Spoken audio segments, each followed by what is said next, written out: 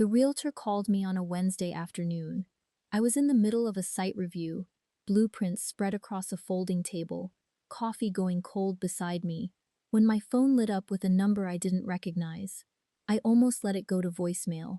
I answered on the last ring. "Miss Chen," the voice said. "This is Patricia Wallace from Lakeview Realty. I'm calling about the property at 14 Birchwood Lane. I wanted to confirm your signature requirements before we move forward with the listing." I set down my pencil. "I'm sorry," I said, very calmly. "Did you say listing?" A pause on the other end. "Yes. Your brother Daniel contacted us last week. We have a showing scheduled for this Saturday. The asking price is $850,000. We need the trustee's signature to proceed." I picked up my coffee. It was cold. I drank it anyway. "Patricia," I said, "I'm going to need you to cancel Saturday's showing." Another pause, longer this time. "I'm sorry? The property cannot be listed without my signature. I am the sole trustee, and I will not be signing." The silence that followed was the kind that happens when someone realizes, all at once, that the ground they've been standing on belongs to someone else entirely. My brother had listed my lake house for sale, divided the projected proceeds among my siblings in a group chat I'd been added to without being consulted, scheduled showings, accepted an early offer. He had done all of this without once asking me. He had done all of this without once remembering whose name was on the deed. Let me tell you how we got here. Because this story doesn't start with a phone call. It starts 4 years earlier, with a gift and a family that confused generosity with permission. If you've ever given someone everything, only to watch them mistake your kindness for weakness, stay right where you are, because this story is for you. Subscribe, hit the notification bell, and drop a comment telling me where you're watching from. Let's get into it. My name is Maya Chen. I'm 34 years old, and I'm an architect. Not the kind that designs celebrity vacation homes or wins awards with glass towers. The practical kind. The kind that solves real problems for real buildings. The kind of work that most people don't notice until something goes wrong and they need someone who actually understands how structures hold together under pressure. I've always been that person in my family too, actually. The one who holds things together. The one who notices the cracks before anyone else does. The one who quietly reinforces the foundation, while everyone else is busy arguing about the furniture. I have 3 siblings. Daniel is 40, the oldest, and has spent most of his adult life operating under the assumption that being the firstborn is a professional qualification. He runs a mid-sized importing business that has been about to take off for the better part of a decade, drives a car that costs more than his apartment, and has a talent for making every family conversation eventually circle back to something he once did, or something he once said. As if the rest of us are supporting cast in a story he's been telling about himself since childhood. Vivian is 38. She's not cruel, exactly. Vivian is more like water that takes the shape of whatever container it's in. Put her near Daniel, and she agrees with Daniel. Put her near my mother, and she becomes an extension of my mother's opinions. On her own, away from the family, she's actually quite good company. But she has never once, in 38 years, held a position that contradicted whoever in the room had the strongest personality. That fact will matter later. Ethan is 29, the youngest, and is the most complicated of the 3. He came of age watching Daniel's particular brand of entitlement be rewarded by our parents with patience and occasional financial bailouts, which taught him that loudness and confidence could substitute for substance in this family. But somewhere underneath that, Ethan has a conscience that occasionally surfaces at inconvenient moments, like a person who talks themselves into something wrong and then can't quite sleep afterward.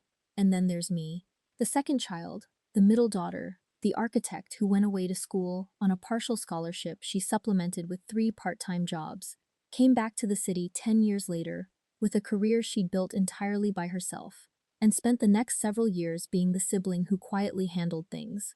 The one who drove our parents to appointments when the others were busy, who organized the family holidays, who remembered birthdays and anniversaries and sent cards on behalf of everyone, including the people who couldn't be bothered to send their own. I'm not telling you this to paint myself as a martyr. I'm telling you because it's the context without which nothing that happened afterward makes any sense. 4 years ago, my parents celebrated their 40th wedding anniversary. Robert and Linda Chen had been married for 40 years. They'd immigrated here in their late 20s with almost nothing. built a small dry cleaning business from a single storefront into 4 locations over 3 decades, raised 4 children in a house that was always slightly too small, but always full of food and noise and the particular warmth of people who are genuinely glad to be together. They were, by any honest measure, good parents. Not perfect, no parents are, but present, consistent, and loving in the practical, unsentimental way of people who show love through action rather than declaration. Their 40th anniversary was something I'd been thinking about for 2 years. Not a party, not a trip, something permanent.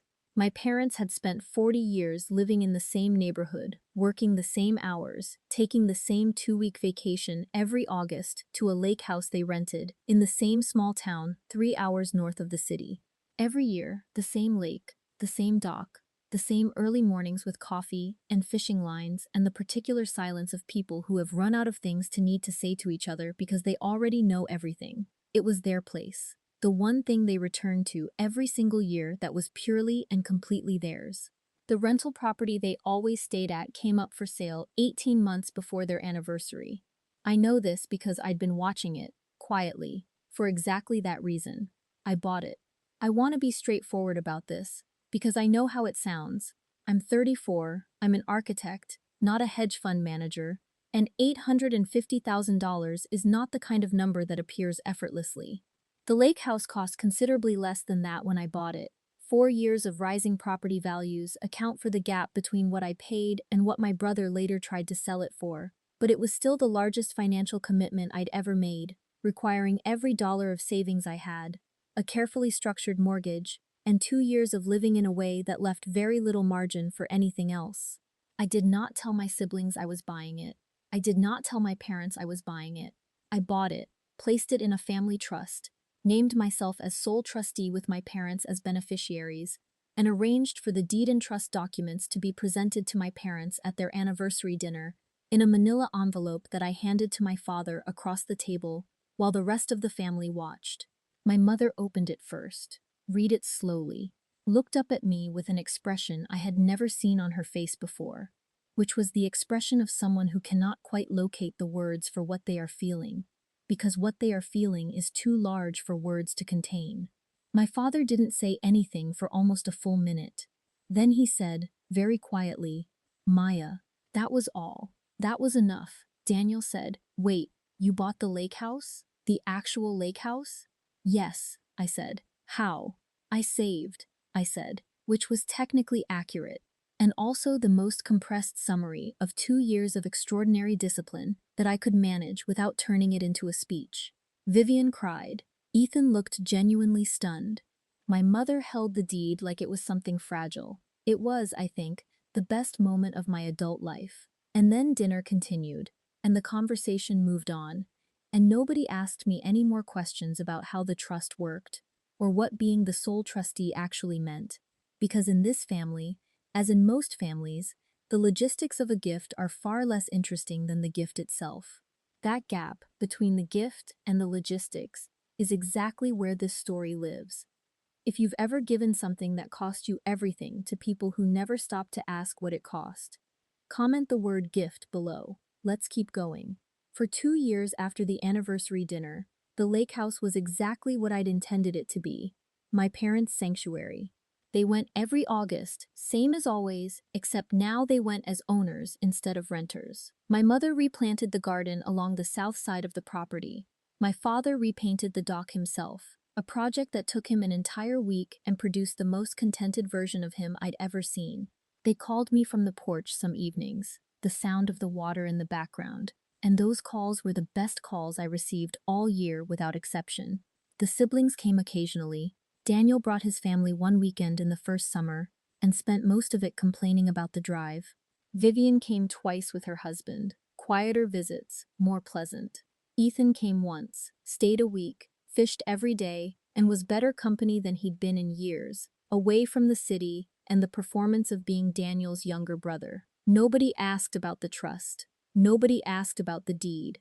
Nobody asked about the mechanics of ownership, because the house existed for 2 years as simply the lake house in the family imagination, the place Mom and Dad went in August, the place where we could all visit if we wanted, the family property, owned, in the collective understanding of everyone except my lawyer and me, by the family.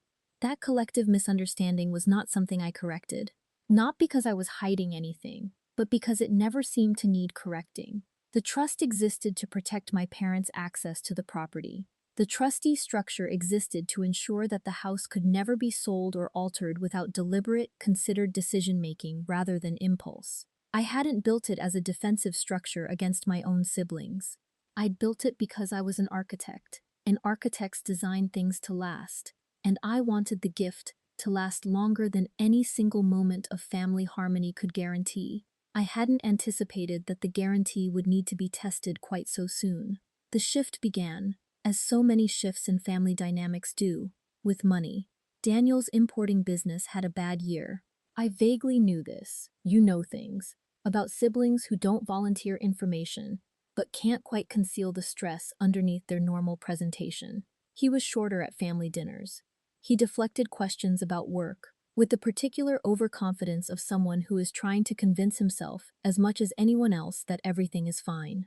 Then, 8 months ago, my parents mentioned casually that Daniel had asked them for a loan. How much? I asked. My mother looked uncomfortable. Quite a lot, she said. How much, Mom? 80,000, she said. He says it's temporary, just to get through a difficult quarter. My parents did not have $80,000 in accessible savings.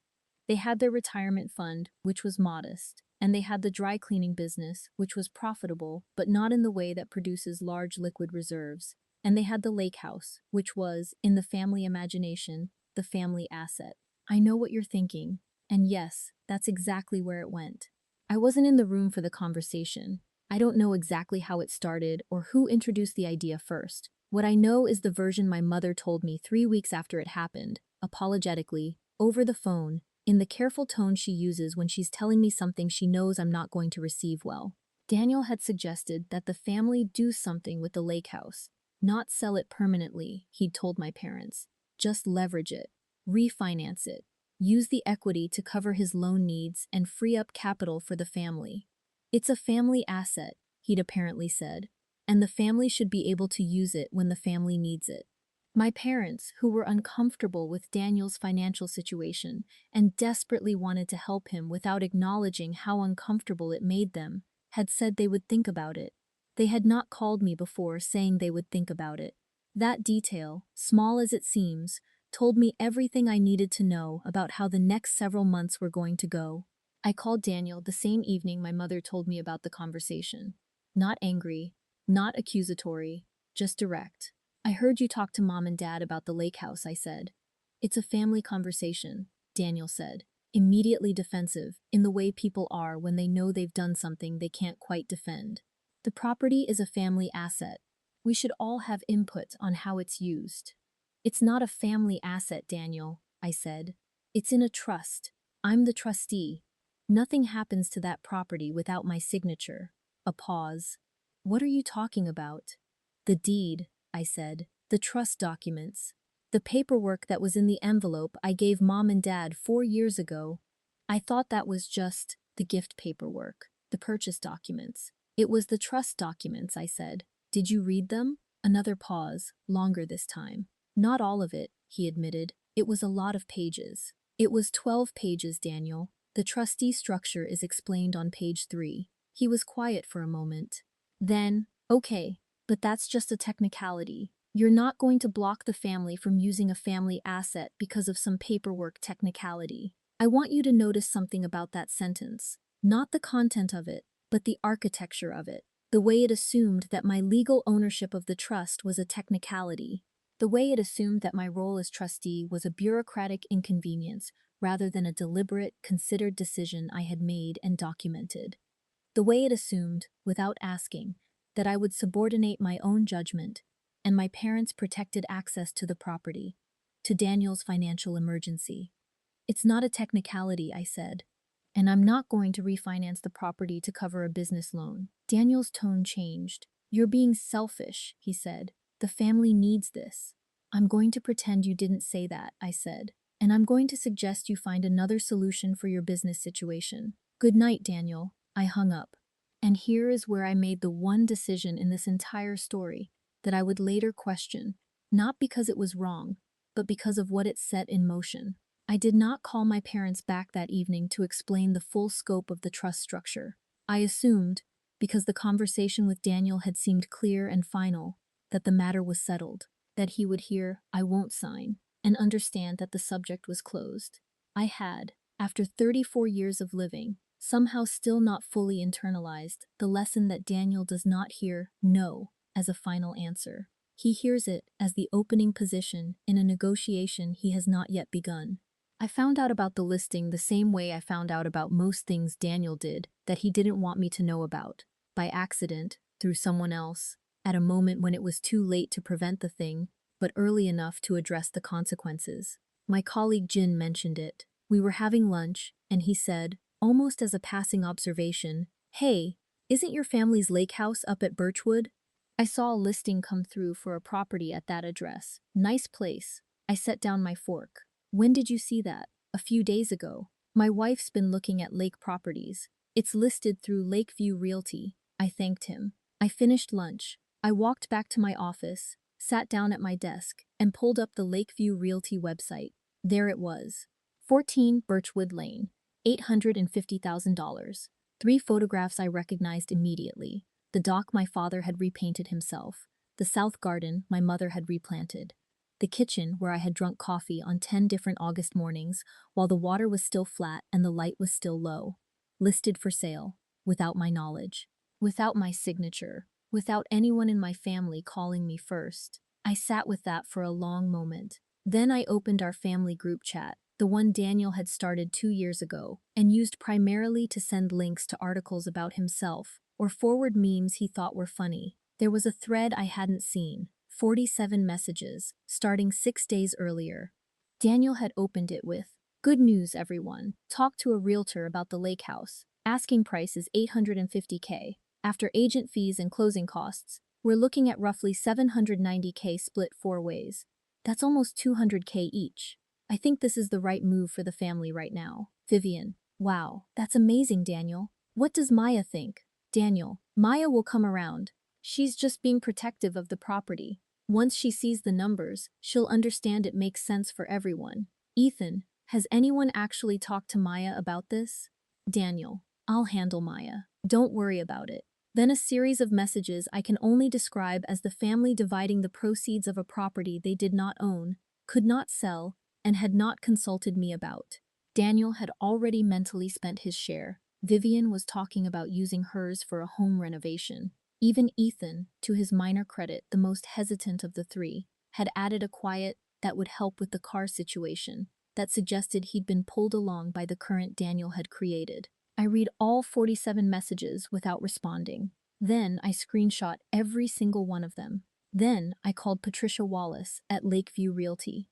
If you've ever watched someone make plans with something that didn't belong to them, comment the word patience below, because here is where the story turns. After I spoke to Patricia and canceled the showing, I did 3 things in this order. First, I called my lawyer, Richard Osei, and asked him to draft a formal letter confirming my sole trustee status and the legal invalidity of any listing or sale agreement entered into without my signature. Richard, who had drawn up the original trust documents and had approximately zero tolerance for exactly this kind of situation, had the letter ready within 4 hours. Second, I called my parents. This was the call I had been dreading more than any other, because my parents were not villains in this story. They were 2 people who loved their oldest son enough to want to help him, who hadn't fully understood the structure of the trust I'd put in place, and who had been put in an impossible position by a son who had decided, without asking them or me, that the solution to his financial problem was a property he didn't own. My mother answered. I could tell immediately from her voice that she knew the call was coming. "Maya," she said. "Mom," I said, "I need you to tell me what happened.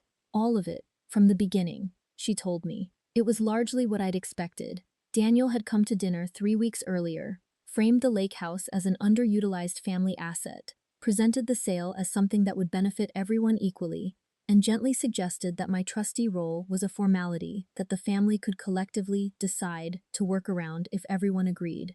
"He said you'd agree if we all agreed," my mother said quietly.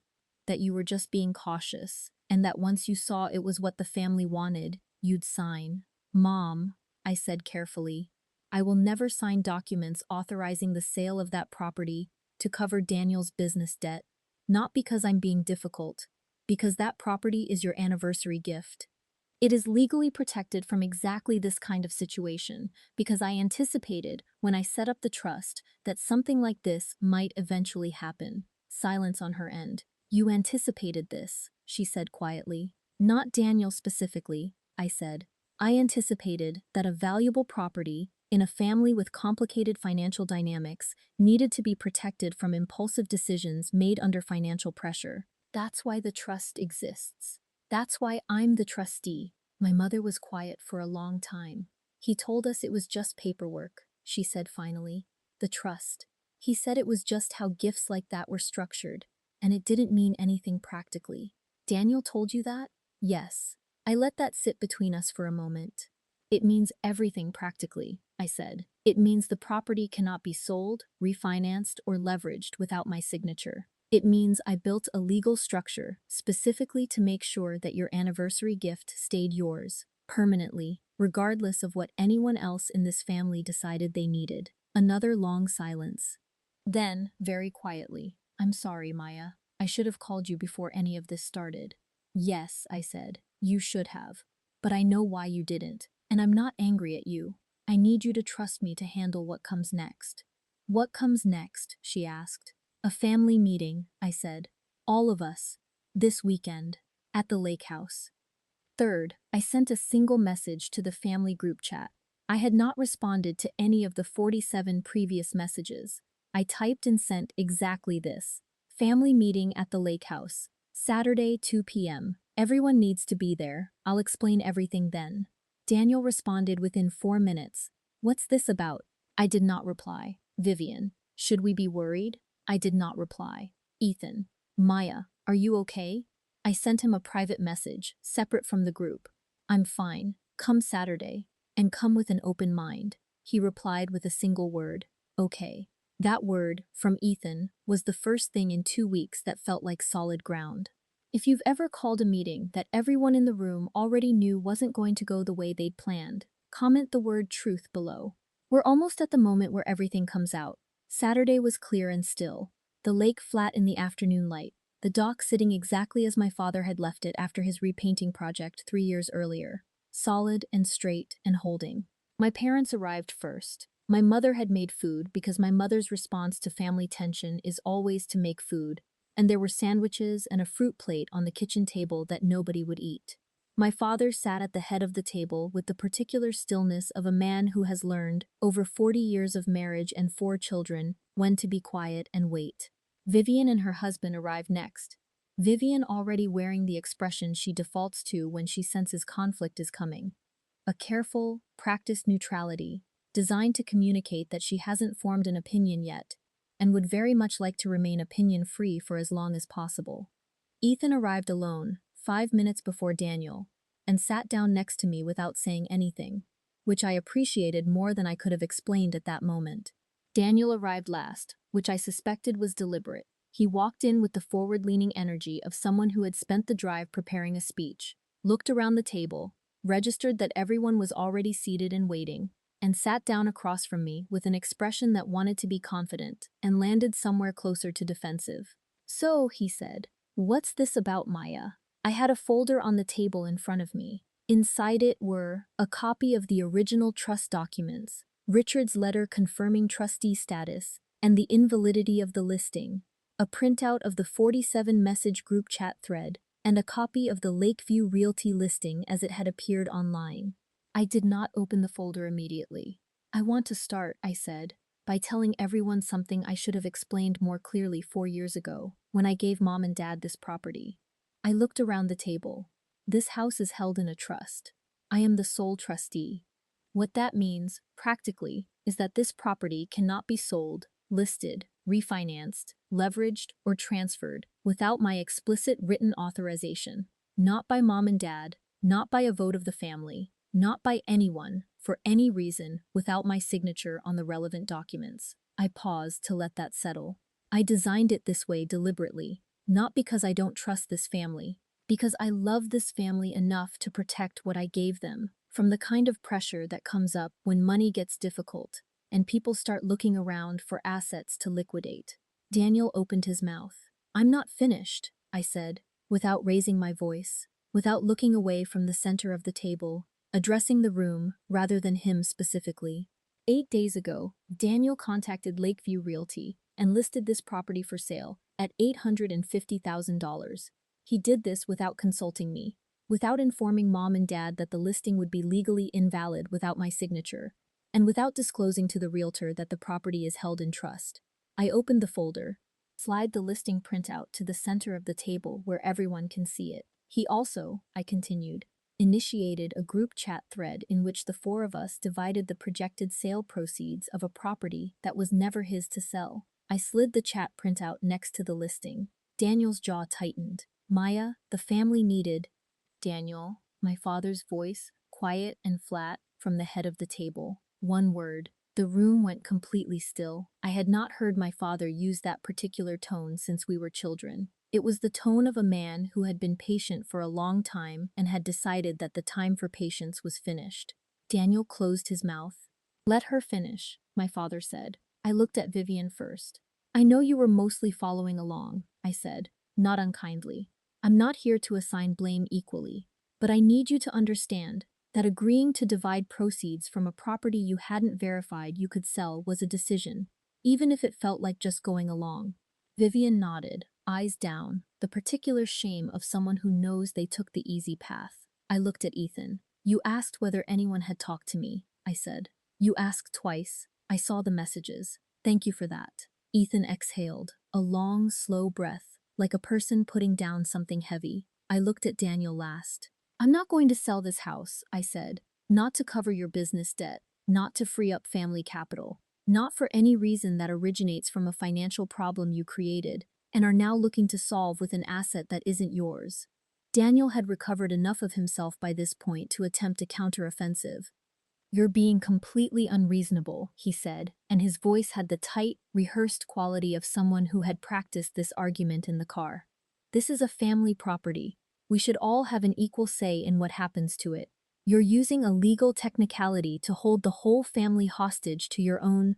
Daniel, my mother said. He stopped. My mother, Linda Chen, who had spent 40 years making food for tense family situations and staying quiet through arguments she found exhausting, looked at her oldest son across a table set with sandwiches nobody had touched. Your sister bought this house, she said. She bought it for us. She saved for 2 years, and she bought it for your father and me as an anniversary gift. And she put it in a trust to protect it. And the first time money got difficult, you tried to sell it without asking her. A silence fell over the table that was different in quality from the silence before it, heavier, more final. I didn't raise you to do that, my mother said quietly. I don't know where that came from, but it didn't come from this family. Daniel said nothing. For the first time in my memory, he had nothing to say. Richard O.C.'s letter went to Lakeview Realty on Monday morning. The listing was removed by Monday afternoon.